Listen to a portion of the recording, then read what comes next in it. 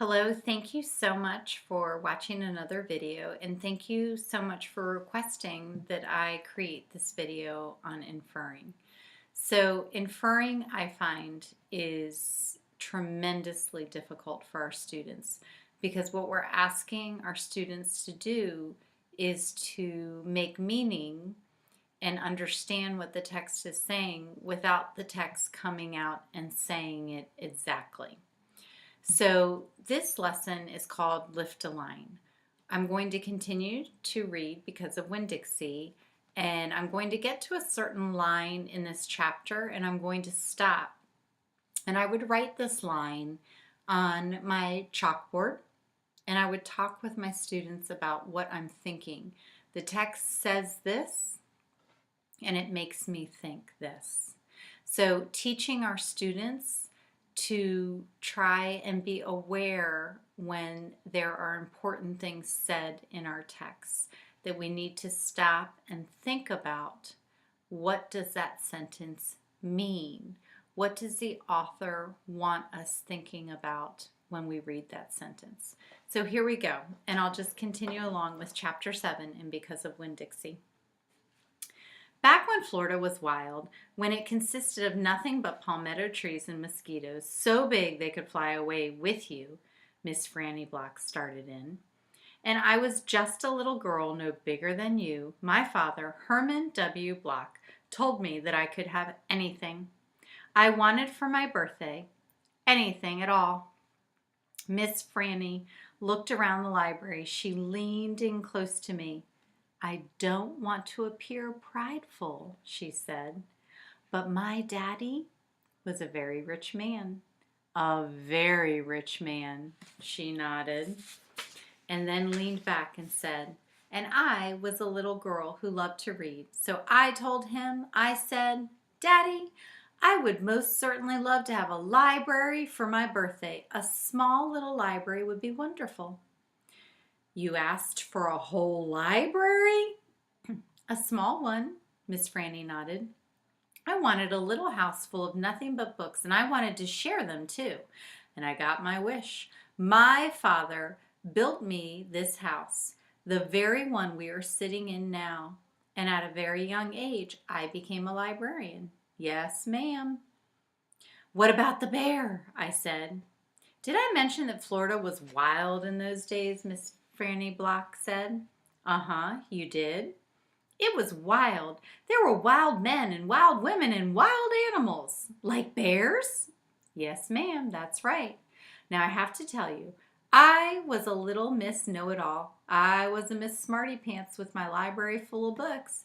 Oh, yes, ma'am. I thought I knew the answers to everything. Well, one hot Thursday, I was sitting in my library with all the doors and windows open and my nose stuck in a book when a shadow crossed the desk. And without looking up, yes, ma'am, without even looking up, I said, is there a book I can help you find? Well, there was no answer. And I thought it might have been a wild man or a wild woman, scared of all these books and afraid to speak up. But then I became aware of a very peculiar smell, a very strong smell. I raised my eyes slowly, and standing right in front of me was a bear. Yes, ma'am, a very large bear. How big? I asked. Oh, well, said Miss Franny, perhaps 3 times the size of your dog. Then what happened? I asked. Well, said Miss Franny, I looked at him and he looked at me.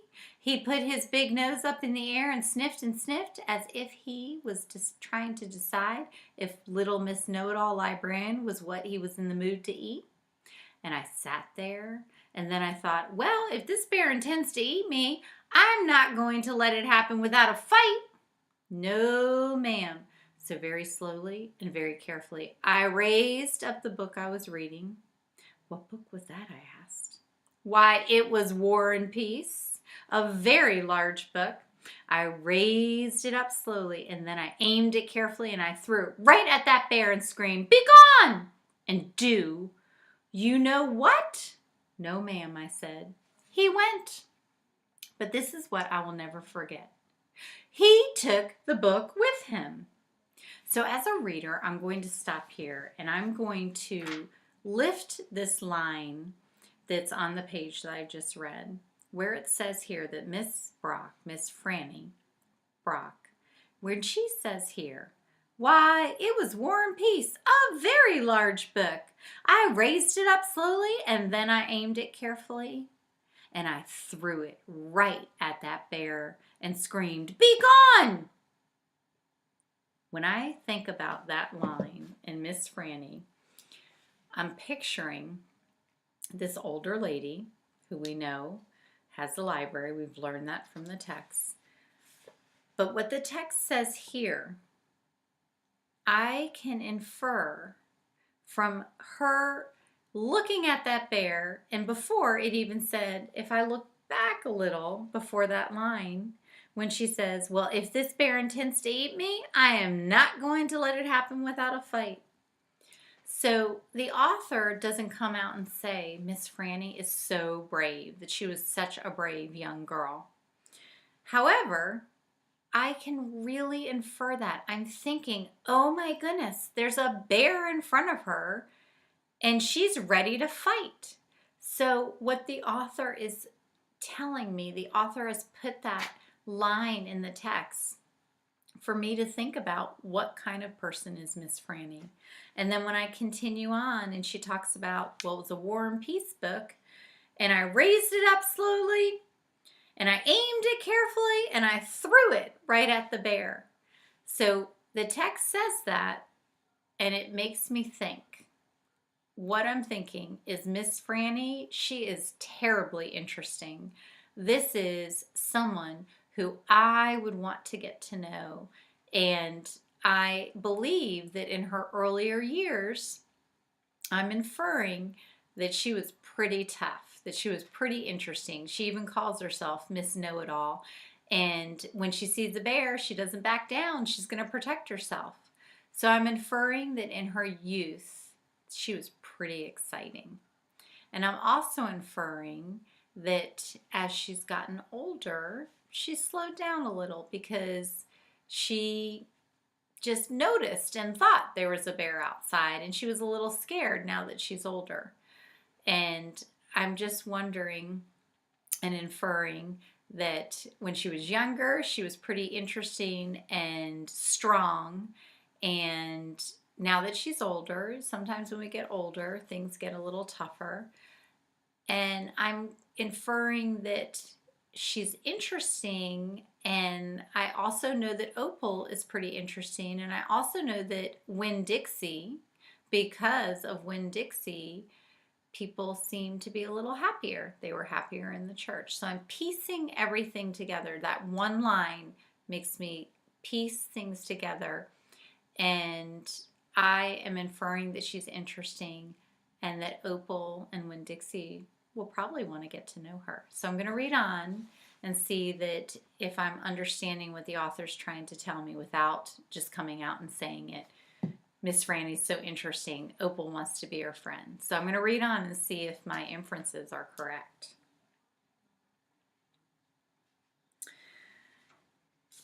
He went, but this is what I will never forget. He took the book with him. "Naw-ah," I said. "Yes, ma'am," said Miss Franny. "He snatched it up and ran." "Did he come back?" I asked. "No, I never saw him again." Well, the men in town used to tease me about it. They used to say, "Miss Franny, we saw that bear of yours out in the woods today. He was reading that book, and he said it sure was good, and would it be all right if he kept it for another week?" "Yes, ma'am, they did tease me about that." She sighed. I imagine I'm the only one left from those days. I imagine I'm the only one that even recalls that bear. All my friends, everyone I knew when I was young, they are all dead and gone. So I'm going to stop again. That line, Miss Franny. I imagine I'm the only one left from those days. I imagine I'm the only one that even recalls the bear. All my friends, everyone I knew when I was young, they are all dead and gone. So The text says that. And when I stop and I think about what's really happening here, what is the author really saying to us? At that point, with that line, I'm thinking, this is an old lady who has led an interesting life. And she's really smart. She's read a lot of books. And it seems that everybody knew her because everybody teased her with good fun about the bear. But I think now she's outlived everyone. That's what it says. And so I think she's lonely. I think she's sad. So again, I'm thinking, because of what the text says there, I'm thinking Opal and Winn-Dixie might be important in her life. Let's read on. She sighed again. She looked sad and old, wrinkled. It was the same way I felt sometimes being friendless in a new town and not having a mama to comfort me. I sighed too. Winn-Dixie raised his head off his paws and looked back and forth between me and Miss Franny. He sat up then and showed Miss Franny his teeth. Well, now, look at that, she said. That dog is smiling at me. It's a talent of his, I said. It is a fine talent, Miss Franny said. A very fine talent. And she smiled right back at Winn-Dixie. We could be friends, I said to Miss Franny. I mean, you and me and Winn-Dixie, we could all be friends. Miss Franny smiled even bigger. Why, that would be grand, she said. Just grand. And right at that minute, right when the three of us had decided to be friends, who should come marching into the Herman W. Block Memorial Library but old pinch-faced Amanda Wilkinson. She walked right up to Miss Franny's desk and said, I finished Johnny Tremain, and I enjoyed it very much. I would like something even more difficult to read now because I am an advanced reader. Yes, dear, I know, said Miss Franny.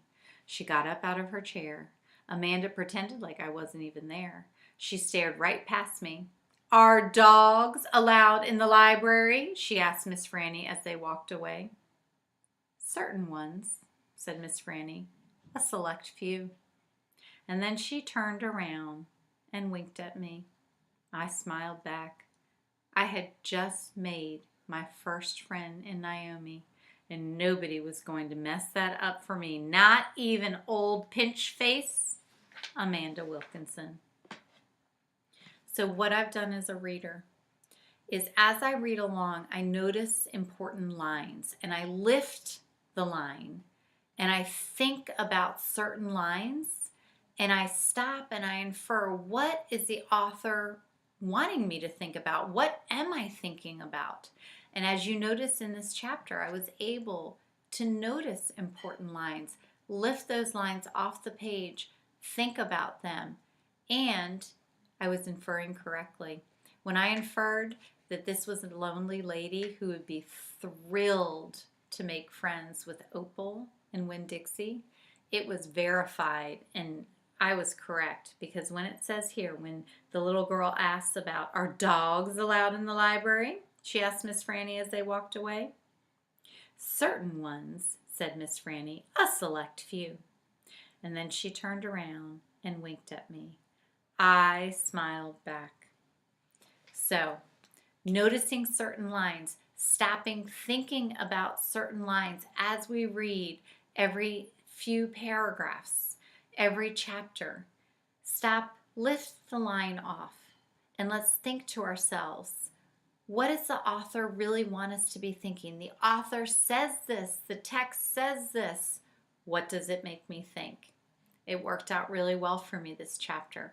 I was able to really understand what was going on and watch how this friendship, by what the author said, by what the text said, and lifting those lines and piecing the lines together, they did become friends. I hope this video is very helpful to you. Thank you very much for asking me to do another video and to focus on how I teach my students to infer. And again, this lesson, I call it Lift a Line and Let's Think. Thank you so much and take care.